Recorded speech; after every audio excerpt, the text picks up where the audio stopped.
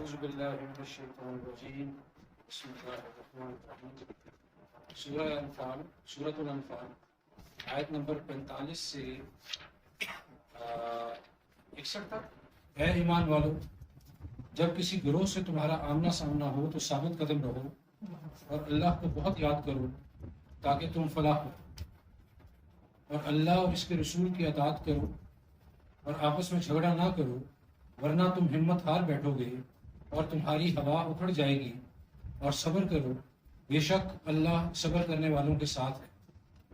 اور تم ان لوگوں کی طرح نہ ہو جاؤ جو اپنے گھروں سے اتراتے ہوئے اور لوگوں کو اپنی شان دکھاتے ہوئے نکلے، اور وہ لوگوں کو اللہ کی راہ سے روکتے تھے، اور وہ جو کچھ کر رہے ہیں اللہ اس کا احاطہ کیے ہوئے۔ اور یاد کرو جب شیطان نے ان کے اعمال ان کے لیے سجا کر پیش کیے، اور وہ کہنے لگا آج لوگوں میں سے تم پر کوئی غالب نہیں آ سکتا، اور بے شک میں تمہارا ساتھی ہوں۔ پھر جب وہ دونوں فوجوں کا آمنا سامنا ہوا تو وہ الٹے پاؤں پھر گیا اور کہنے لگا بے شک میں تم سے بری ہوں، بے شک میں وہ فرشتے دیکھ رہا ہوں جو تم نہیں دیکھتے، بے شک میں اللہ سے ڈرتا ہوں اور اللہ سخت سزا دینے والا ہے۔ اس طرح ہے کہ پہلے بڑی زیادہ تفصیل میں بیان کرنا تھا آپ لوگوں کو، تو اس میں یہ ہوا کہ پڑھا تھوڑا کم جا رہا تھا، ٹھیک ہے نا۔ اب یہ ہے کہ کوشش کرتے ہیں کہ مختصر میں آپ کو بات بیان کر دوں تاکہ بڑا زیادہ تیز جائے۔ اے لوگوں جو ایمان لائے ہو، جب تم کسی گروہ کے مقابل ہو تو جمے رہو اور اللہ کو بہت زیادہ یاد کرو تاکہ تم فلاح پاؤ۔ تو جنگ کی حالت میں جب آپ مقابل ہوں تو آپ بڑے مضبوط دشمن کو نظر آئے، اور وہاں پہ آپ جمے ہوئی حالت میں، آپ کی جمے سے مراد یہ کہ آپ پھر جان و مال پھر اللہ اس کو پھر نکل آئے ہیں تو اب ہم نہیں چھڑنا، ٹھیک ہے نا۔ وہاں سے پیٹ پھیٹ کے بھاگنا جو ہے وہ بہت بڑا گناہوں میں آتا ہے، کبیرہ گناہوں میں، ٹھیک ہے۔ اور یہ کہ اللہ کا ذکر سے بیٹھتے بہت زیادہ ہے، وہ کیا کرو، اور اللہ اور اس کے رسول کا حکم مانو، آپس میں مت جھگڑو ورنہ بزدل ہو جاؤ گے اور تمہاری ہوا اکھڑ جائے گی، اور صبر کرو، بے شک اللہ صبر کرنے والوں کے ساتھ۔ اور مسلمانوں میں اللہ اور اللہ کے رسول کا حکم ماننے کی وجہ سے وہ پاور اور طاقت پیدا ہو جاتی ہے جس کی وجہ سے وہ تھوڑی سی جماعت بہت بڑوں پہ غالب آ جاتی ہے، جو ہم پہلے بھی پڑھ چکے ہیں۔ تو یہ ساری بات ہو چکی پہلے بھی، پچھلے ساری میں نے یہ آپ کو بیان کر دی۔ اور ان لوگوں کی طرح نہ ہو جاؤ جو اپنے گھروں سے اکڑتے ہوئے آئے اور لوگوں کو دکھاوا کرتے ہوئے نکلے اور اللہ کے راستے سے روکتے ہیں، اور اللہ اس کا جو وہ کرنے احاطہ کرنے والا تھا۔ صحابہ کرام میں وہ شجاعت اور وہ صبر تھا جو کہ دنیا میں اور کسی جماعت میں آپ کو نظر نہیں آتا، صحابہ کرام میں خاص طور پر۔ رسول اللہ صلی اللہ علیہ وسلم کی ایسی فرما برداری جو اس سے پہلے کبھی کسی کو حاصل نہیں، اس طرح کی اپنا جان مال ہر چیز وہ آپ سے سب کی آواز پہ لٹانے کو تیار ہو جاتے۔ صرف ایک غلطی ان سے ہوئی جب وہ 50 30 اندازوں والا عہد میں معاملہ ہوا، وہ بھی اللہ تعالیٰ نے ان کی اس قدر باقی فرما برداری کے آگے اس کو معاف کر دیا کہ عہد میں جو تم نے اپنے نبی کا حکم نہیں مانا، حالانکہ حکم یہی تھا کہ اگر وہ نبی صلی اللہ علیہ وسلم نے فرمایا تھا کہ اگر ہم پہ وہ غالب بھی آ جائے، یعنی کہ وہ ہمارے یہاں ٹکڑے بھی کرتے، تم نے اپنی جگہ نہیں چھوڑا، حکم یہی تھا۔ لیکن وہی یہ ہوا کہ وہ بھی اس دھوکے میں آ گئے، وہ تو بھاگ گئے ہیں، دور نکل گئے ہیں جنگ میں، اب ہم نیچے آنا تھے۔ تو ان میں بھی 10 12 رہ گئے تھے، باقیوں نے کیا، اور پھر وہ نافرمانی کی سزا بھی ملی، اس میں مسلمان 70 کے قریب شہید ہوئے، مکے کے مدینے کے ہر گھر میں کوئی نہ کوئی جو ہے لاشیں پہنچی۔ تو شیطان جو ہے وہ ان کو برگلاتا ہے، کافروں کو، اس کا زور ہوتا ہے، اور اس کے بعد وہ پھر کیا ہوتا ہے کہ جب وہ اللہ کی مدد کبھی دیکھ لیتا ہے کہیں پہ بھی، فرشتے اس نے میں نے تفصیل سے بیان بتایا تھا، وہ جو شخص کی شکل میں آیا تھا یا جو بھی معاملہ تھا، تو جب دیکھ لیتا ہے تو پھر وہ کہتا ہے میں تو بری ہوں بھائی، میں تو کچھ اور ہی دیکھتا ہوں، تم جانو تمہارا کام جانے، میں نہیں۔ وہ بندے کو پوری طرح پمپ کر کے لے آتا ہے اور اسے گناہ کرواتا ہے اور پھر خود بری ہو جاتا ہے۔ یہ اس کا کام ہے، دھوکہ دینا، دھوکہ دیتا ہوا آ رہا ہے۔ تو پہلے دن سے دھوکہ دیا اس نے، ہمارے ماں باپ کو جنت میں یہی کہا کہ بھئی تم ہمیشہ کی زندگی مل جائے گی تمہیں، تم یہ درخت کھا لو، یہ چلے جاؤ، بس وہ ایسا دھوکہ دیا کہ وہاں سے نکلوا دیا. تو یہ معاملات ہیں. اگلا رکوع پڑھیے. جب منافق اور وہ لوگ جن کے دلوں میں روگ تھا یہ کہتے تھے کہ یہ ان مسلمانوں کو ان کے دین نے دھوکے میں ڈال دیا ہے، اور جو کوئی اللہ پر اور بھروسہ کرے تو یہ بے شک اللہ زبردست خوب حکمت والا ہے. اور کاش آپ دیکھیں جب کہ فرشتے کافروں کی جان قبض کرتے ہیں اور وہ ان کے منہ اور ان کی پیٹھ پر مارتے ہیں اور کہتے ہیں کہ تم جلا دینے والا عذاب چکھو، یہ اسی کا بدلہ ہے جو تمہارے ہاتھوں نے آگے بھیجا. اور یہ جان لو کہ بے شک اللہ اپنے بندوں پر ظلم کرنے والا نہیں. ان کی عادت آل فرعون اور ان لوگوں کی عادت جیسی ہے جو ان سے پہلے تھے.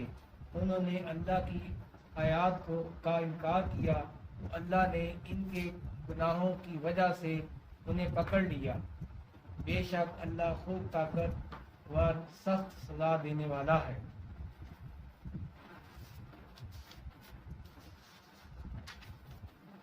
یہ اس لیے کہ بے شک اللہ کوئی نعمت جو اس نے کسی قوم کو بخشی ہو نہیں بدلتا، یہاں تک کہ وہ خود اپنے دلوں کی حالت بدل ڈالیں. اور بے شک اللہ خوب سننے والا خوب جاننے والا ہے. ان کی عادت آل فرعون اور ان لوگوں کی عادت جیسی ہے جو ان سے پہلے کہتے تھے. انہوں نے اپنے رب کی آیات کو جھٹلایا تو ہم نے انہیں ان کے گناہوں کی وجہ سے ہلاک کر دیا، اور ہم نے آل فرعون کو غرق کر دیا اور وہ سب ظالم تھے. بے شک زمین پر چلنے والوں میں سے اللہ کے نزدیک بدترین وہ لوگ ہیں جنہوں نے کفر کیا پھر وہ ایمان نہیں لاتے.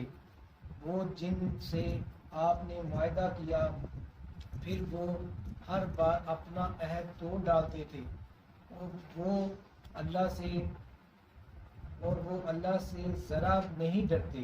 پھر اگر آپ ان کو رائی میں پائیں تو ان کے ساتھ ان لوگوں کو بھی بھگا دیں جو ان کے پیچھے ہوں، شاید کہ وہ نصیحت پکڑیں. اور اگر آپ کو کسی قوم کی طرف سے خیانت بدعہدی کا خوف ہو تو برابری کی سطح پر ان کا عہد ان کے منہ پر دے ماریں. بے شک اللہ خیانت بدعہدی کرنے والوں کو پسند نہیں کرتا. اچھا جی، اس رکوع میں ہم نے یہ پڑھا ہے رکوع آیت نمبر 49 سے لے کر تو آیت نمبر 58 تک، ٹھیک ہے نا جی. اب میں اس کی آپ کو تھوڑی سی اصل میں بات یہ طے ہوئی کہ تھوڑا سپیڈ اپ کیا جائے.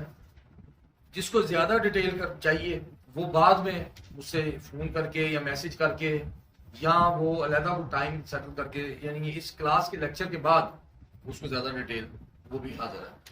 یہ چیزیں جب منافقین اور وہ لوگ جن کے دلوں میں ایک بیماری تھی کہہ رہے تھے کہ ان لوگوں کو ان کے دین نے دھوکہ دیا ہے جو اللہ پر بھروسہ، اور جو اللہ پر بھروسہ کرے تو بے شک اللہ سب پر غالب کمال حکمت والا.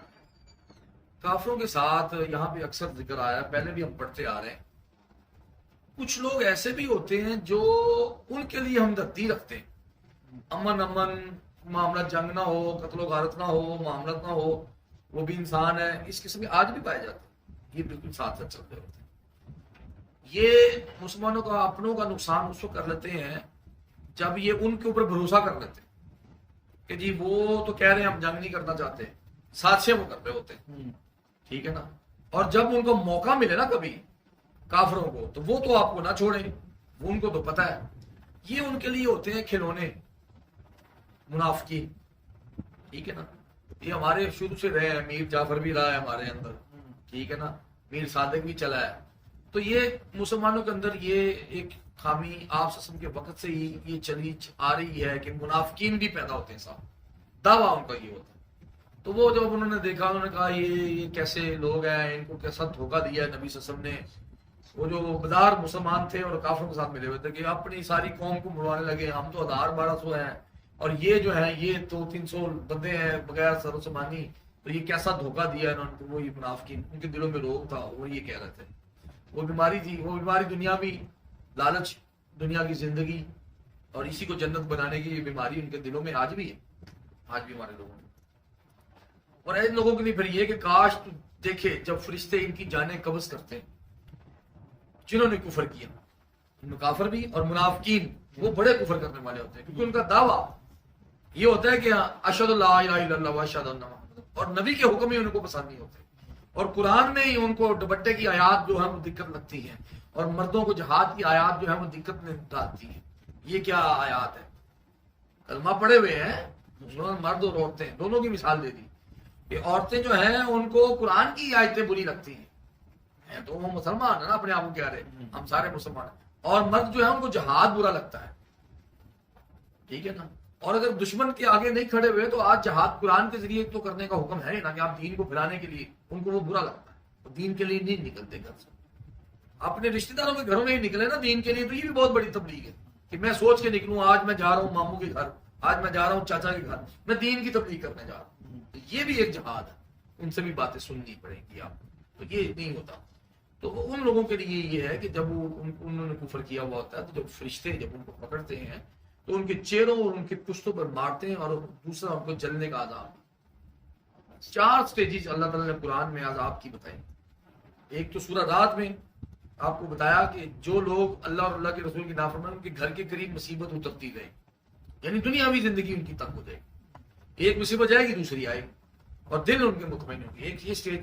دوسری سٹیج جو ہے وہ موت کے وقت کی یہ سٹیج ہوتی ہے جو یہاں بیان کی، اور وہ نبی صلی اللہ علیہ وسلم کی حدیثوں میں یہ آتا ہے کہ وہ جب بڑی لمبی ہے، میں مختصر آپ کو بتاتا ہوں. مومن کے لیے تو بڑی بشارتوں والے فرشتے آتے ہیں، اور اس کے لیے کالے فرشتے آتے ہیں، اس کفر کرنے والے کے لیے کالے فرشتے آتے ہیں، اور وہ اس کو روح کو کہتے ہیں کہ نکل، تو وہ روح ان کو دیکھ کے جسم میں پھیل جاتی ہے، اور وہ اس کو کھینچتے ہیں، اور اس طرح کھینچتے ہیں جیسے گیلی اون جو ہوتی ہے اس کے اندر وہ خاردار وہ لوہے کی سلاخ کھینچی جاتی ہے، جیسے وہ ادھرتی نا، اس طرح وہ انتہائی تکلیف والا معاملے میں اس کو ڈھیڑ کے کھینچا جاتا ہے، اس کو نکالا جاتا ہے، اور پھر اس کے لیے جو ہے برے ناموں سے اس کو پکارا جاتا ہے. پھر اس کو آسمان پہ اس کے دروازے بند ملتے ہیں، پھر زمین میں مختصر بتانا ہے، اور حدیث تو ایسی اتنی لمبی ہے یہاں بھی آپ لوگ رونا شروع کر، ایسی مشکل موت ہے. اور وہ یہ ہے کہ پھر اس کو واپس لایا جاتا ہے، قبر میں ڈالا جاتا ہے، اور پھر اس کے اوپر حساب کتاب ہوتا ہے. تو پھر اس کے بعد جو ہے وہ جو سوال پوچھے جاتے ہیں تو اس کو بدبخت کہتے ہیں وہ فرشتے، اور پھر ایک اندھا بہرا فرشتہ اس کے اوپر مقرر کر دیا جاتا ہے جو ایک ہتھوڑا اس کے سر پہ مارتا ہے، جس کی آواز جو ہے دنیا میں انسان اور جن کے سوا اس کی چیخ کی آواز سب سنتے ہیں، اور وہ مٹی ہو جاتا ہے بالکل. اتنا وہ ہتھوڑا ایسا ہوتا ہے کہ پہاڑ میں مارا جائے وہ مٹی ہو جائے، اور پھر اس کو دوبارہ زندہ کیا جائے، اور پھر وہ کام کنٹینیو قیامت تک جاری رہتا ہے. اور وہ سورہ یاسین میں بھی اس کا کہا ہے. پھر جب اس وقت اٹھایا جائے گا تو اس وقت بھی وہ عذاب ان کے اوپر آتا ہے کہ وہ، اور اس کے لیے قبر میں پھر جہنم کا دروازہ کھول دینا، اور وہ ساری باتیں آپ لوگوں نے سنی تھی. اور پھر وہ اس وقت جب اٹھایا جائے گا تو اس وقت بھی کہیں گے کون ہے، کس نے ہمیں ہماری خوابگاہوں سے اٹھا دیا، کون ہے یہ حساب. پھر وہ جو ہے وہ موت کے وقت کے بعد وہ پھر قبر کا عذاب آ گیا تیسرا. پھر چوتھا جو ہے وہ حشر کا، وہ بھی بڑا لمبا پروسیجر. تو وہ عذاب بتدریج بڑھتا چلا جائے گا، اور بہت برا ہے. یہ جو منافقین یہ سوچ لیتے ہیں نا کہ ہم دنیاوی کے معاملات کے لیے ہم نبی سے دشمنی مول رہے ہیں. آج سود لینے والے خود کو مسلمان ہی کہہ رہے ہیں نا، ہمارے بینکر جتنے بھی آپ قسم کی حدیث ہے نا، سود لینے والا، دینے والا، اس کا لکھنے والا، اس کا گواہ، سب جہنمی. تو کیا ان کو دنیا میں عذاب نہیں ہوگا؟ ہو رہا ہے. عقل نہیں آ رہی، عقل نہیں آ رہی. ان کا تھنک ٹینک جو ان کا مفتی ہے نا، وہ ان کو یہ کہہ نہیں رہا کہ بھی یہ تم کام غلط کر، یہ اللہ اور اللہ کے رسول کی دشمنی ہے. ان کو ان کی پڑھائیوں نے، ان کے معاملات نے ان کو کہا. اگر وہ عذاب کو دیکھ لینا تو صبح ہی کوئی ایک بھی بینک میں نہ جائے، نہ لینے والا نہ دینے والا. اگر وہ دیکھ لیں بڑے مطمئن ہے بڑے. تو یہی چیز ہے کہ اللہ تعالیٰ نے یہاں پہ، یہی تو ہم پڑھتے نہیں نا، پڑھا ہے. تو یہ تو آیت ایسی ہے کہ ساری رات بھی یقین کریں، حشر یہ عذاب کی آیت ہے. یہ تو بہت یقین کریں. اللہ تعالیٰ سب کو بچائے. اللہ تعالیٰ ہر ایک کو دنیاوی عذاب سے اور قبر کے عذاب سے اور حشر کے عذاب سے اور موت کے عذاب سے اللہ تعالیٰ ہمیں بچائے. تو اسی لیے نبی صلی اللہ علیہ وسلم نے ایک دعا سکھائی ہے تو میں اعوذ بک من عذاب القبر واعوذ بک من عذاب جہنم واعوذ بک من فتنۃ المسیح الدجال، نماز میں پڑھنے کے لیے سکھائی، ٹھیک ہے. تو یہ اسی لیے اگر ہم لوگوں کو اسی سینس آ جائے تو ہمیں سمجھ لگ جائے کہ یہ ہم کر کے آ رہے ہیں. اب آگے اللہ تعالیٰ نے پھر اس کو کہا ہے کہ یہ اس کا بدلہ ہے جو تمہارے ہاتھوں نے آگے بھیجا ہے، یہ اس کا بدلہ ہے. اس لیے کہ یقین اللہ بندوں پر کچھ بھی ظلم کرنے والا ہے. اللہ نہیں بندوں پہ ظلم کر رہا، بندے ہی اس کی خالقیت کو ماننے سے انکار کر، بندے ہی جو ہیں وہ آپ سسم کے احکامات کو ماننے سے انکار کر رہے ہیں. وہ ظلم نہیں کر رہا، اس نے تو کھلا رہا ہے. ہمارا کوئی ملازم ہونا، ہمارا کو ہمارے نیچے ہونا، ابھی وہ نافرمانی کرے ابھی میں سوٹی پکڑ لوں. وہ تو اتنا رحمان اور رحیم ہے کہ وہ کھلا رہا ہے، پلا رہا ہے کہ شاید کوئی بات ان کے کان میں قرآن کی آیت پڑ جائے، مرنے سے پہلے توبہ کر لے، مرنے سے پہلے تو وہ پھر ساری غلطیاں معاف کرنے کو تیار ہے. آج بھی اگر بندہ یہ کہہ دے کہ ہاں اللہ میں تیرا کہنا مانوں گا، تیرے نبی کا کہنا، صرف اتو تو سکا کلمہ جنہیں پڑھیا او تو منافق کوئی فرق، اس کے دل میں اللہ سے محبت اور نبی صلی اللہ علیہ وسلم سے محبت پیدا ہی نہیں ہو سکتی. اللہ تعالیٰ نے قرآن میں کہا کہ اللہ تعالیٰ سے تو وہی ڈرتے ہیں جو بڑے علم والے، تو علم سے ڈر آئے گا، یعنی یہ قرآن کے علم سے ڈر آئے گا. آپ ایسے کسی کے کہنے پہ نوکری نہ چھوڑیں، آپ قرآن پڑھ کے چھوڑیں، پھر آپ کو پتہ چلے گا رزق اللہ نے دینا، پھر آپ کو سمجھ میں آئے گی کہ ہاں یہ ہے. تو اس قبر کے عذاب سے، اس حشر کے عذاب سے، اس موت کے عذاب سے جس میں کالے فرشتے تیری روح کو نکالنے آئے، تو جنگل میں بیٹھ کے پتے کھاتا رہنا وہ اچھا ہے. دنیا میں یہ تھوڑی سی 30-40 سال کی کیوں فرمایا آپ سے نے کہ تم جنگل میں چلے جاؤ، ادھر جا کے اگر تمہیں خطرہ ہو فتنے میں تو دیکھ درخت کے ساتھ چپک کے اپنی زندگی گزار دو. یہ معاملات اس طرح ہے. اللہ اکبر. اور یہ جو مارنے کا ہے یہ سورہ انعام کی 93 نمبر میں بھی ہے اور سورہ محمد کی 47-48 میں بھی یہ ساری یہ فرشتوں کا سارا معاملہ یہ آپ پڑھ لیجئے گا. اور سورہ آل عمران میں 182 نمبر ایک لمبی جو ہے نا یہ آیت ہے، اس میں بھی جو ہے وہ ساری بات کلیئر ہے کہ اللہ اپنے بندوں پر ظلم نہیں کرتا، بندے ہی اپنے. اور ایک حدیث میں رسول اللہ صلی اللہ علیہ وسلم نے فرمایا، اللہ تعالیٰ فرماتا ہے میرے بندوں میں نے ظلم اپنے اوپر حرام قرار دے رکھا ہے اور اسے تمہارے درمیان بھی حرام ٹھہرایا ہے، لہذا تم ایک دوسرے پر ظلم نہ کرو. میرے بندو یہ تمہارے اپنے ہی اعمال ہیں جن کو میں محفوظ رکھتا ہوں، پھر میں تمہیں ان کا پورا بدلہ دوں گا. پھر جو خیر پائے وہ اللہ کا شکر ادا کرے اور جو اس کے سوا پائے وہ اپنے آپ ہوئی کو ملامت کرتا رہے.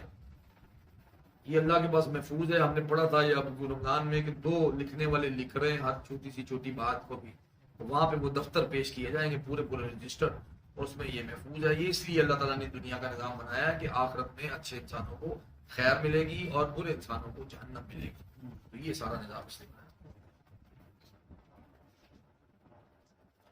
بخاری میں آپ کو ایک حدیث پڑھ دیتا ہوں، بل یہ آیات پڑھ. اور ان کا حال فرعون کی آل اور ان لوگوں کے حال جیسا ہوا جو کہ ان سے پہلے تھے، انہوں نے اللہ کی آیات کا انکار کیا تو اللہ نے انہیں ان کے گناہوں کی وجہ سے پکڑ لیا. بے شک اللہ بہت قوت والا ہے، بہت سخت عذاب دینے والا ہے. یہ اس لیے کہ بے شک اللہ کبھی وہ نعمت بدلنے والا نہیں جو اس نے کسی قوم پر کی ہو، یہاں تک کہ وہ بدل دیں جو اس کے دلوں میں ہے، اور اس لیے کہ بے شک اللہ سب کچھ سننے والا، سب کچھ جاننے والا ہے. یہ بات کلیئر ہوگی.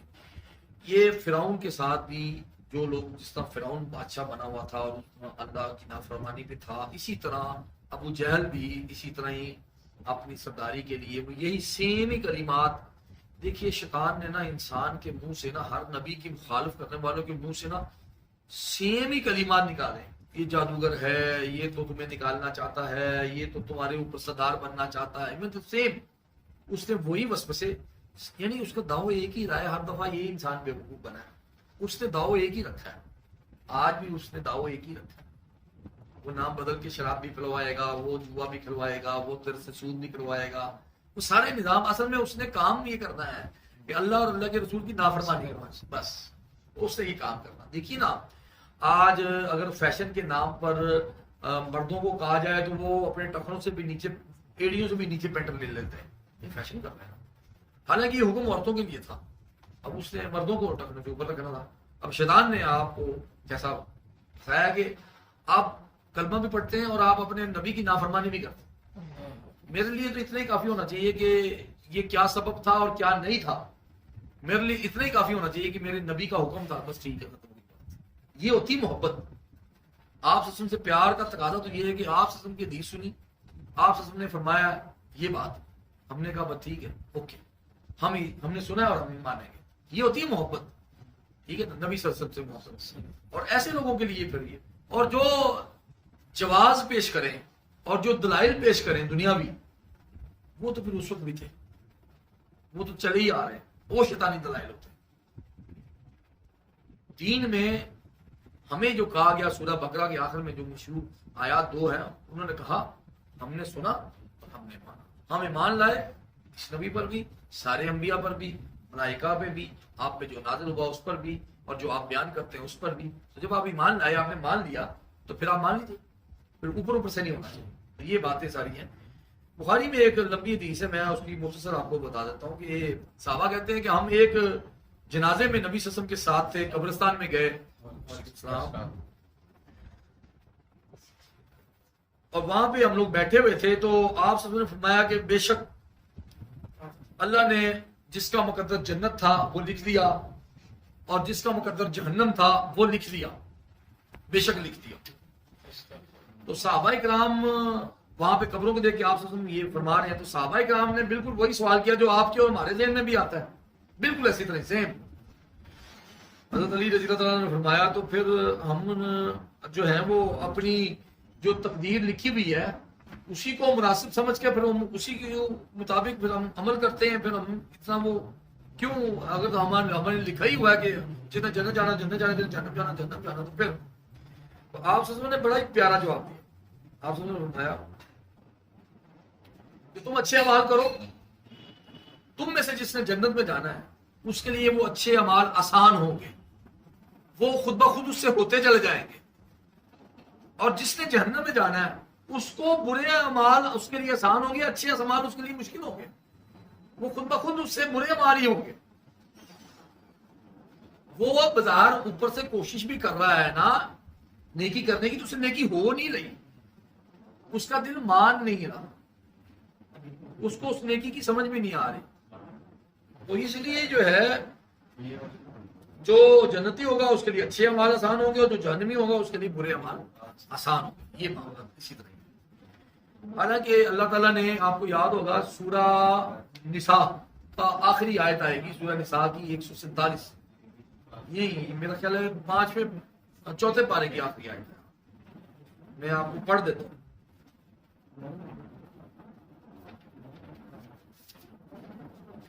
ایک 147 دیکھیے جی, سورہ نساء. ہاں, یہ اللہ تمہیں عذاب دینے سے کیا کرے گا, پڑھی تھی نا 147 سورہ نساء کی. اللہ تمہیں عذاب دینے سے کیا, کیوں اللہ کیا کوئی مطلب اللہ کی کوئی فطرت میں ہے کہ انسانوں کو کاٹو مارو؟ نہیں, اللہ تو رحیم ہے. وہ اس کو کیا بھئی, ایک انسان کو اتنی اپنے ہاتھوں سے, آپ دیکھیے آپ اپنے ہاتھوں سے کوئی چیز اگر بنائے تو وہ کبھی کو ٹوٹے تو کتنا دکھ ہوتا ہے. تو رب تعالیٰ جس نے اپنے دونوں ہاتھوں سے انسان کو بنایا, اس کے لیے فرشتے لگائے, اس کے لیے کھانا مقرر کیا, اس کے لیے رہنا بہنا سب کچھ اس کو دیا, تو اس کو کیا ہے کہ وہ اس کو مارنا ہی تھا تو بنا کے آگ میں پھینکتا جائے. اس کے لیے کون سی ہے کہ پیدا ہو جائے اور پھینکتا جائے آگ میں, دیکھ لے تماشا. اگر یہی تماشا اپنے دیکھنا ہے کہ بندوں کو آگ میں جلنے کا اللہ دیکھنا, تو اللہ کے لیے کیا مشکل, جلا دے. بات یہ ہے کہ وہ کیا کرے گا. اگر تم شکر کرو اور ایمان لے آؤ, مانو تو صحیح نا کہ رب ہے. اللہ دیکھو, ماں بھی تبھی پیار کرے گی نا جب اولاد یہ کہے گی کہ ماں تو میری ماں ہے. جب اولاد کسی اور کو ماں کہے گی تو ماں کیسے اس کو پیار کرے گی؟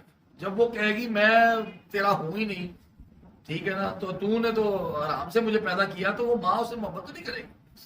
تو اسی طرح اللہ تعالیٰ نے کہا ہے کہ بنی آدم مجھے گالی دیتا ہے جب وہ کہتا ہے کہ یہ تو کیسے دوبارہ ان کو پیدا کرے گا, دوبارہ کیسے, اور مجھے جھٹلاتا ہے. ٹھیک ہے نا. جب وہ میرے حکم نہیں مانتا, لمبی حدیث ہے وہ بھی. تو یہاں تک اللہ تعالیٰ نے مطلب بیان کیا. تو بات یہ ہے کہ جو بھی شخص کوشش کرے گا نا, کوشش کرے گا, سورہ نجم کی 39, 40, 41 میں آپ کو یہ جو تیری کوششوں کو دیکھا جائے, ٹھیک ہے نا. ہر جو کوشش کرے گا نا, جو رب کی طرف کوشش کرے گا تو اللہ اس کے ہاتھ منہ پاؤں بن جاتا ہے. وہ حدیث میں نے سنائی ہوئی ہے.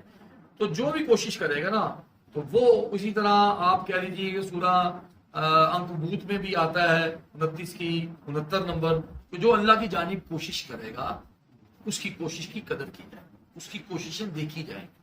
وہ اللہ کے پاس وہ بھی نوٹڈ ہے. اللہ نے کہا میں ہر چیز محفوظ رکھتا ہوں, تو وہ بھی نوٹڈ ہے, ہر چیز وہاں پہ نوٹڈ ہے. ان کا حال فرعون کی حال اور ان لوگوں کے حال کی طرح ہوا جو ان سے پہلے تھے. انہوں نے اپنے رب کی آیات کو جھٹلایا تو ہم نے انہیں ان کے گناہوں کی وجہ سے ہلاک کر دیا, اور ہم نے آل فرعون کو غرق کر دیا, اور وہ سب ظالم تھے. یعنی یہ بیانی مکے کے سردار بھی اسی طرح ہی فرعون, حمان, اور وہ ایک اور جو ان کے ساتھ تھا کیا نام آتا ہے, قارون. تو اسی طرح یہ سارے سیم جو ہم نے واقعات پڑھے, سیم ہی ان کی عادات تھیں یہاں پہ.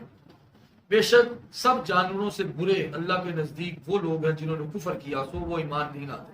آپ کو سورہ اعراف کی آخری آیات یاد ہے نا, کہ ان کے آنکھیں تو ہیں پر وہ اسے دیکھتے نہیں, ان کے کان تو ہیں پر اس سے سنتے نہیں, ان کے دل تو ہیں پر اس سے جانتے نہیں, ٹھیک ہے نا. اور وہ سب سے برے جانور حشرات سے بھی نیچے ہیں, مویشیوں سے بھی نیچے. تو یہ اللہ نے, آپ کو یاد ہوگا ہم اکثر سورہ تلاوت کرتے ہیں یا سنتے ہیں نماز میں, والتین والزیتون, ٹھیک ہے. اس میں بھی اللہ تعالیٰ نے کہا کہ میں نے ان کو بہت اعلیٰ انسان بنایا, بہت اچھا بنایا, پر یہ اپنی ان حرکتوں کی وجہ سے بستیوں میں گر پڑے, ٹھیک ہے نا. تو ان کی یہ بات, تو یہ سب جانداروں میں سب سے زیادہ برے وہ انسان, ٹھیک ہے نا, جو اللہ کے حکم سے انکار کرتے ہیں, کفر کرتے ہیں, سو وہ ایمان لاتے. اور وہ جن سے تو نے عہد باندھا اور وہ اپنا عہد ہر بار توڑ دیتے ہیں, اور وہ نہیں ڈرتے, ٹھیک ہے نا. بار بار وہ آپ سے موسیٰ علیہ السلام کے پاس آتی تھی نا قوم, بار بار آگے کہتی تھی اچھا تو اپنے رب سے دعا کر, یہ ٹڈیوں کا عذاب دور کر دے, یہ جو ہے یہ وہ جو ہوتا ہے چوہوں کے ساتھ جو ہوتا ہے وہ کیا کہتے ہیں, طاعون کا عذاب جو ہے وہ دور کر دے, یہ خون کا عذاب, مینڈکوں کا عذاب, یہ سارے عذاب انہوں نے مانگے.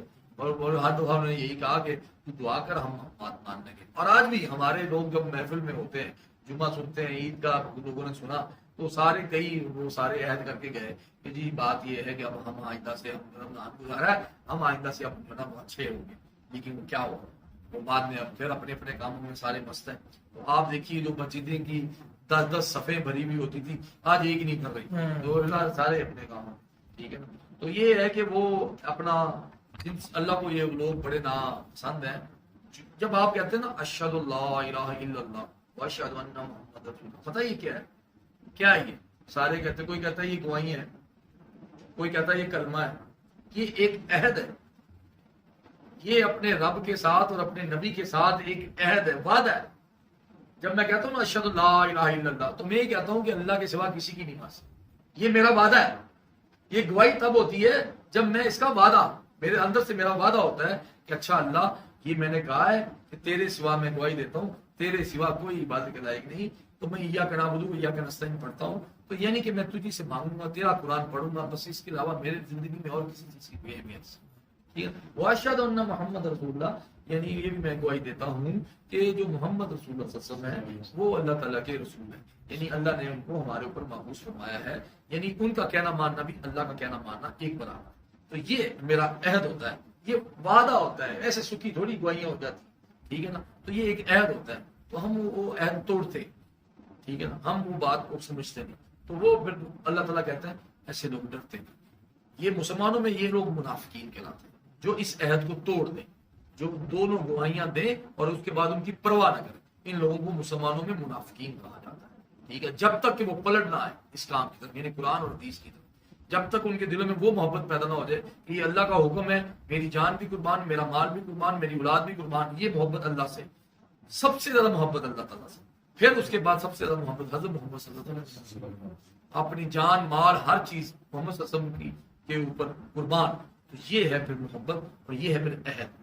تو پھر یہ ایسے لوگ جو نا ان کے بارے میں کہا گیا ہے, ایک تو جو ہے وہ مانتے نہیں, وہ تو انہوں نے تو کلمہ پڑھا ہی نہیں نا, وہ تو ہو گئے کافر, ٹھیک ہے. اور جنہوں نے کلمہ پڑھ کے نہیں مانا وہ ہو گئے بڑے کافر, ان کو منافقین کہا جاتا ہے. اسی لیے اس کو سب سے نیچے والے درجے میں کہا گیا جہنم میں منافق کا, جو جس کا منہ سے یہ نکل رہا ہوگا, منہ اور ہوگا اور عمل اور ہوگا, دو منہ ہوں گے, منہ سے کوئی اور بات, دل میں کوئی اور بات. تو اس لیے یہ چیزوں سے بچنا چاہیے. بس اگر تو کبھی انہیں لڑائی میں ہی پالے تو ان پر کاری ضرب کے ساتھ ان لوگوں کو بھی بھگا دے جو ان کے پیچھے ہیں, تاکہ وہ نصیحت پکڑے. دیکھیں یہاں پہ پھر انہی کا ذکر آیا جو کافروں کا ساتھ دینے والے اندر مسلمانوں کے اندر گھس بیٹھے ہوئے ہیں, ٹھیک ہے نا. تو اگر لڑائی میں پا لے تو ان پر کاری ضرب لگا. اگر ان کے ساتھ لڑائی ہو, بدر میں جیسے لڑائی ہوئی تو انہوں نے وہ کاری ضرب لگائی. اور اس کے بعد جو ہے وہ نبی صلی اللہ علیہ وسلم نے پھر یہ مشہور ایک جو ہے نا وہ سارا ایک واقعات ہے تاریخی, اس میں یہ ہے کہ آپ صلی اللہ علیہ وسلم کے ساتھ پھر جو یہ یہودی تھے یہ مدینے میں رہتے تھے اور یہ کافروں کے لیے سازشیں کرتے تھے. پھر آپ صلی اللہ علیہ وسلم نے ان کو پکڑا, پھر ان کا قلعہ فتح کیا, 28-30 دن کا محاصرہ, پھر 200 ان کے مرد آپ صلی اللہ علیہ وسلم نے ان کو مارا, قتل کروایا یہودیوں کے, ٹھیک ہے نا. تو یہ سارا معاملہ جتنا بھی ہے نا یہ پھر کرنا پڑتا ہے. پھر جب آپ کو باقی معاشرے کو بچانا ہوتا ہے تو پھر منافقین کے اوپر بھی جب جنگ میں پتہ چل جائے کہ کافروں کی مدد تمہارے میں سے کس کس نے کی, تو پھر اس کے لیے سخت پھر وہ لینے پڑتے ہیں. اس کی سزا موت ہی مقرر کی گئی ہے جو غدار ہوتا ہے. اور اگر کبھی تو کسی قوم کی جانب سے کسی خیانت سے فی الواقع ڈرے تو ان کا عہد ان کے اوپر برابری کے طور پر پھینک دے, بے شک اللہ خیانت کرنے والوں سے محبت نہیں کرتا.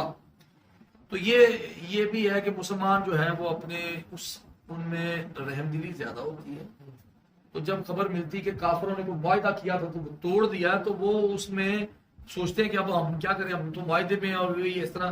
تو اس پہ اللہ نے بڑی کلیئر یہاں پہ وضاحت دے دی کہ اگر تمہارے ساتھ کوئی کافر معاہدہ کرتا ہے اور اس کے بعد وہ اس معاہدے کو توڑتا ہے تو تمہارے لیے بھی کوئی معاہدہ نہیں.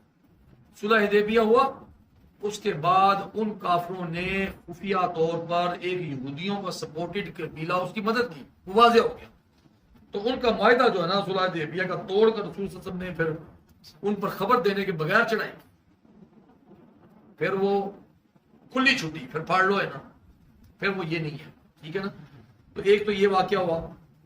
پھر دوسرا واقعہ یہ ہوا کہ معاویہ, حضرت معاویہ رضی اللہ تعالیٰ عنہ نے رومیوں کی طرف سرزمین پہ کوچ کر رہے تھے, جبکہ آپ کے اور ان کے درمیان ایک معاہدہ تھا اور آپ چاہتے تھے کہ ان کے قریب پہنچ جائے. جب معاہدے کی مدت ختم ہو تو اچانک ان پہ, یعنی ان کا معاہدہ تھا 2 سال کا, یا آپ سمجھ لیجیے کہ 1 سال اور 10 مہینے گزر گئے تھے. تو انہوں نے کہا لاگے فوجاں لے جانے ہیں کہ اتوں جا کے معاہدہ ختم ہوئے گا تو پہلے دن ہی حملہ کرتے ہیں. یہ تو انہوں نے دیکھا کہ ایک بزرگ سواری پر ہے اور کہہ رہے ہیں اللہ اکبر اللہ اکبر, عہد پورا کرنا ہے, عہد توڑنا نہیں ہے. کیونکہ رسول اللہ صلی اللہ علیہ وسلم نے فرمایا جس کا کسی قوم سے کوئی عہد ہو تو ہرگز نہ کوئی گرہ کھولے اور نہ اسے باندھے یہاں تک کہ اس کی مدت ختم ہو جائے. یعنی کہ یہ بھی نہیں کہ آپ ذہنی طور پہ تیاری کر لیں کہ بس عہد نہیں, اس کی مدت ختم ہونے دیں, اس کے بعد یا برابری کی بنیاد پر ان کا عہد ان کی طرف پھینک دیں. یہ حدیث معاویہ رضی اللہ تعالیٰ عنہ کو پہنچی تو واپس آگے حدیث بیان کرنے والے یہ بزرگ عمرو بن ابسا رضی اللہ تعالیٰ عنہ تھے. تو یہ بھی واقعہ ہمیں ملتا ہے, آپ صلی اللہ علیہ وسلم کی حدیث اس میں واضح ہوئی کہ آپ اگر کوئی کافروں سے معاہدہ کر لیتے تو آپ کو اس کے اوپر قائم رہنا, حتیٰ کہ ان کی کوئی چال یا ان کی کوئی سازش یا ان کی طرف سے کوئی ایسی چیز آپ کے واضح ثبوت میں آ جائے گی جس میں انہوں نے آپ سے معاہدہ توڑا ہے, پھر آپ ان کو برابر. تو یہ ہم نے 2 رکوع یہاں تک پڑھے, ٹھیک ہے. اس میں 1 رکوع کی تو پہلے تفصیل کافی زیادہ ہو چکی تھی. تو بات یہ ہے کہ کل کوشش کر کے ہم اگلے 3 سے 4 رکوع پڑھیں گے انشاءاللہ تعالیٰ, اور اس میں میری کوشش ہوگی کہ میں آپ کو مختصر تفصیل بتاؤں اور مختلف جو لوگ پڑھنا چاہتے ہیں وہ پھر ہمیں بتا دیں, وہ کل وہ پڑھیں گے, ٹھیک ہے نا. وہ تیاری کر کے آئیں کہ ان کو اگلے 3 رکوعوں کی تیاری گھر سے پڑھی بھی ہو, تاکہ یہاں پہ وہ ان میں رکاوٹ نہ آئے, ٹھیک ہے. تو یہ ہے کہ ذرا اس کو تیزی سے پڑھیں, اور اس میں ایک فائدہ ہوتا ہے, میں نے جو محسوس کیا ہے, بعض اوقات ایسا ہوتا ہے کہ آپ جو ہے وہ خود پڑھ رہے ہوتے ہیں اور دوسرے سن رہے ہوتے ہیں, اس میں ان کو اور خیالات بھی آ رہے ہوتے ہیں. تو جو لوگ خود پڑھیں گے نا, جتنے لوگ تیار ہو جائیں گے اتنے میں ان کو 2 رکوع دے دوں گا, 1 رکوع دے دوں گا, خود پڑھیں گے نا, وہ ان کے دل میں گھر کر جاتا ہے. یہ قرآنی آیات ہے, اس کو اللہ یاد کرواتا ہے. آپ خود پڑھیں گے نا پورا قرآن مجید, ہم نے تجربہ کیا, ہم نے رمضان میں پورے قرآن مجید کا ترجمہ پڑھا. آپ اپنے آپ سے پوچھئے, جنہوں نے ریگولر کلاسز لی مکمل, آپ اپنے آپ سے ان سے پوچھئے کہ ان کو کچھ نہ کچھ جو ہے وہ یاد ہو گیا کہ ہم نے یہ پڑھا تھا. تو یہ آسان ہے, اللہ نے اس قرآن مجید کو آسان کیا ہوا ہے, اور یہ آسان ہے کہ آپ اس کو صرف کوشش کریں. کچھ ہے کہ سوچیے سمجھے, اور ہماری کوشش یہی ہے جو قرآن کی آیت کے مطابق کہ ایک ایک دو کھڑے ہو جو اس قرآن کے بارے میں بولو. آپ لوگ گھر میں پڑھیں گے, آپ اس میں کوئی کوشچن کرنا چاہتے ہیں, اس کو اس کے اندر گھسیے. ایک ہوتا ہے کسی کام کے اندر گھس جانا, یہ کہتے ہیں یہ بڑا کاریگر آدمی ہے, یہ کسی کام کے اندر اس کو بریک پوائنٹ بھی پتا ہوتے ہیں اتنا. ایسے آپ اس قرآن کو سیکھیے کہ آپ سمجھیے کہ یہ وہ کورس ہے, یہ وہ سیڑھی ہے جس پہ چڑھ کے ہمیں جنت الفردوس جو ہے وہ ملتی. ٹھیک ہے نا. اور قبر کے عذاب سے, اور دنیاوی عذابوں سے, اور حشر کے عذاب سے, اور موت کے عذاب سے جو ہے نا وہ ہماری بچت ہوگی. تو اس لیے کیونکہ ہمیں اللہ تعالیٰ نے اس میں پڑھا دینا ہے کہ کس وجہ سے میں عذاب دے رہا ہوں, تو ہم حتی الامکان جب اس کو پڑھتے ہوں گے تو ہم بچیں. تو اپنے گھروں میں بھی آپ ایسی کلاس لگائیں کہ جو اردو پڑھ سکتا ہے, میں اس میں عربی بھی پڑھ سکتا ہوں, ایشو نہیں ہے, لیکن میں یہ چاہ رہا ہوں کہ جو ٹائم ملے اس ٹائم میں زیادہ سے زیادہ ہم وہ بات کریں جو ہمیں سمجھ میں آ رہی ہو. عربی میں ہم پڑھتے رہتے ہیں, تو ہمیں سمجھ میں آنے کے لیے ٹائم آدھا گھنٹہ پونے گھنٹہ کے لیکچر, لمبا لیکچر ہو جائے تو وہ بھی دقت آتی ہے. تو ہم اس کو پڑھیں اور اس کو سمجھیں اور اس کو جانیں, یہ زیادہ ضروری ہے. تو اس لیے سب سے زیادہ ضروری یہ ہے کہ آپ کل جو ہے وہ کوشش کر کے 3 سے 4 کو گھر میں کسی ٹائم موبائل پہ آپ اسلام 360 میں نکال لیں, سورہ انفال کے آخری 3 رکوع. اب سفر میں ہو, گاڑی کوئی چلا رہا ہو, آپ اس کے ساتھ بیٹھے ہیں, آپ دکان پہ بیٹھے ہیں, اب وہاں پہ اس کو پڑھیں. پڑھ کے پھر کل اس کا لیکچر سنیں گے نا تو آپ کو بڑی آسانی ہوگی. خود پڑھا ہوا ہوگا. 604 والے وہ عالمگیر کے بعد وہ تقریباً ان کی ایج اب 65 ہے, انہوں نے 60 سال کی انہوں نے یعنی کاؤنٹر سے اٹھنا, دوڑ کے ٹائم کرنا, اثر کے ٹائم کرنا, بیچ میں ان کو ہارٹ اٹیک بھی ہوا. ان کو ہیں وہ ابھی موجود ہیں, ہاں ان کو لائیں نا ایک دن کلاس میں, وہ چلے گئے, دعوت دیں. ان کو اسی دن آپ لوگ جو ہے وہ دعوت دیا کریں, اس کا ارینج کیا کریں. یہ اسلام کے لیے دعوت ہے, اس میں بڑا اجر ہے. آپ اپنے گھروں میں مہمانوں کو بلائیں, 7 بجے 8 بجے کھانا کھلائیں. کھانا کھلانے کے بعد آپ ان کو نماز پڑھائیں. 9:30 کے اس لیکچر میں انہیں کہیں آپ کو لے کے آنا ہے. ہو سکتا ہے ان میں سے کوئی ایک بچے کے ذہن میں یہ بات چلی جائے اور وہ قرآن پڑھے اور آپ کو اجر ہو جائے. کسی ایک بیٹی کے دل میں یہ بات گھر کر جائے اور وہ قرآن پڑھے اور آپ اجر میں شامل ہو جائیں, اور اس کی اولاد پڑھتی رہے اور آپ کہیں کہ ہمیں تو سمجھ میں نہیں آئی یہ نیکیاں کون سی ہمیں مل گئی. تو یہ صدقات سب سے بہترین ہے کہ آپ دین کے لیے بلائیں. باقاعدہ سورہ توبہ میں بھی اس بات کا حکم ہے کہ 9 عمر مسلمانوں کے لیے صدقات زکات کو بھی فنڈنگ کے طور پہ خرچ کیا جا سکتا ہے. ٹھیک ہے, تو یہ احکامات میں ہے کہ آپ ابھی مسلمانوں کو, ابھی اپنے اسلام لائے ہوئے لوگوں کو جو پاکستان میں جن کا دعویٰ ہے, ابھی ہماری ضرورت یہ ہے, مکی دور چل رہا ہے, میں نے سب کو یہی کہا کہ یہ ابھی ان کو مسلمان بنانے کی ضرورت ہے, کیونکہ مسلمان تب بنیں گے جب قرآن اور حدیث کو ان کے اندر جائے گا. سورہ حجرات میں اللہ تعالیٰ نے یہی کہا, ان بدوؤں سے کہہ دو, دیہاتیوں سے کہہ دو. ہم دیہاتی ہیں, ہماری زبان عربی نہیں ہے, ہم بھی دیہاتی ہیں, عرب کے دیہات میں ہیں. ان سے کہہ دو, یوں نہ کہو کہ ہم ایمان لائے. ایمان تو تمہارے دلوں میں داخل ہی نہیں ہوا, آیا ہی نہیں ابھی. یوں کہو کہ ہم اسلام لائے. ہم متی ہوئے جو جن لائے تھے, اسلام لائے ہوئے تھے, انہوں نے مانا تھا, ہاں یہ ایمان والے نہیں تھے. یہ سارا مسئلہ. ہم بھی بالکل ویسے ہی منہ سے کہہ رہے ہیں, ایمان ابھی تمہارے دلوں میں داخل. اگر تم اطاعت کرو گے اللہ کی اور اللہ کے رسول کی, کیسے کرو گے؟ تمہیں پتہ ہی نہیں ہے اطاعت کیا ہے, پڑھا ہی نہیں ہے تو اطاعت کیسے پتہ؟ ایک شخص ڈاکٹری کیسے کرے گا جب تک اس نے وہ کورس ہی نہیں کیا ہو؟ وہ آپریشن کر سکتا ہے؟ اس کو پوری چڑیاں کاٹے دے دو, بٹھا دو بندہ آگے, وہ کیا کرے گا؟ بیڑا گھر کرے گا نا. تو یہی ہے, ہم سارے اسلام شدہ ضرور ہیں, ایمان والے نہیں ہیں. یہ بڑا کلیئر ہے.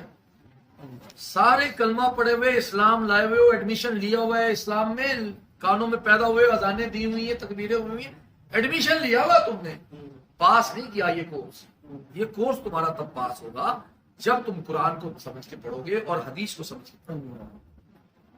کوئی سمجھ کیسے آئے گی بھائی؟ پڑھو گے نا، شروع کرو، سمجھ بھی آ جائے گی، پڑھنا شروع کرو سمجھ بھی آ جائے گی۔ پڑھو گے تو جاؤ گے پوچھو گے کہ جی یہ آیت پڑھی ہے، مولوی صاحب بھی کو ٹھٹک جائیں گے، وہ یہ تو پڑھیا آ گیا انہوں کی کنٹرول کرا، ایسا آیت میں پلیکھا پاواں گے تو دوجی لے آئے گا تو تیجی لے آئے گا، تو وہ جو 2 نمبر مولوی ہوں گے وہ خود بخود چھٹ جائیں گے تیرے سے، جو علم والے ہوں گے وہی تیرے قریب تیرے ساتھی ہوں گے، یہ خود کار طریقے سے ہو جائے گا، آپ کی محفل ہی علم والی بن جائے گی۔ ڈاکٹروں کی محفل ڈاکٹروں کی ہوتی ہے نا، ٹھیک ہے نا، وہ آپس میں بڑی بات چیت کرتے ہیں، سیاسی لوگ سیاست ان کی محفل ہوتی ہے، جو ڈرامے دیکھنے والی عورتیں ہوتی ہیں ان کی محفل وہ فون کرتی ہیں، ایک دوسرے کو ڈرامے کی بتاتے ہیں، وہ دیکھا وہ سین دیکھا وہ دیکھا۔ جو قرآن پڑھنے والے ہوں گے نا تو ان کی محفل قرآن کی خود بخود بن جائے گی، ان کو یہ باتیں اچھی لگیں گی۔ قرآن آپ کے دل سے ساری لغو قسم کی خریداریاں اور لغو قسم کی باتیں لغو سب نکال دے گا آپ سے، برائی خود بخود نکل جائے گی، آپ کا دل ہی نہیں لگے گا، یہ خود بخود یہ ایک ایسی چیز ہے آپ کے دل کو دھو ڈال گی، پھر آپ ایمان والے ہوتے ہیں، پھر آپ توقع کر سکتے ہیں جنت کی، ٹھیک ہے نا، پھر آپ توقع کر سکتے ہیں جہنم سے دوری کی، ورنہ تو بس ہم لوگ نا ہمیں شیطان نے دھوکے میں دیا ہوا، حاجی صاحب تسی بڑے عمل کیتے، تو یہ حاجی بھی کرے آئے ہو، تجھے پاس ہی گئے، وہ وہاں جا کے پتہ چلے گا جب وہ جواب ہی نہیں دے سکے، کیونکہ جس نے جواب حاصل کیے کتاب سے قرآن سے وہ تو صحیح جواب دے گا فرشتوں کو بھی قبر میں کہ یہ تم نے کہاں سے حاصل کی، تو وہ صحیح بتائے گا، اس کے عمل بتا رہے ہوں گے کہ میرا رب اللہ ہے، یہ نہیں خالی ایک جملہ ہے، یہ بھی سمجھنے والی بات ہے، یہ خالی ایک جملہ نہیں ہوگا کہ تیرا رب کون ہے وہ کہے گا میرا رب اللہ ہے، نہیں، اس کی زندگی میں بھی یہ ہوگا، اس نے کہا اللہ ایک ہے اور پھر اس پہ قائم ہو گیا، وہ ایسا ہوگا، اس نے کہا اللہ ایک ہے پھر اس پہ قائم ہوگا، اس نے اطاعت کی ہوگی نبی صلی اللہ علیہ وسلم کی، پھر وہ کہے گا میرا وہ رسول ہے حضرت محمد صلی اللہ علیہ وسلم، وہ دین اسلام اس کو پسند ہوگا، اللہ نے دین اسلام پسند کی نا قرآن میں آپ کا، تو اللہ نے تمہارے دین اسلام اس کو پسند ہوگا، تبھی اس کے منہ سے نکلے گا اسلام، تبھی تو وہ فرشتے پوچھتے ہیں اس سے کہ تو نے یہ کہاں سے حاصل کیا، تو وہ کہے گا نہیں میں نے پڑھا تھا، میں نے قرآن میں سے حاصل کیا، یہ کوئی نہیں، چلیں ٹھیک ہے، جزاک اللہ، سبحان ربک رب العزت عما یصفون وسلام علی المرسلین والحمد للہ رب العالمین۔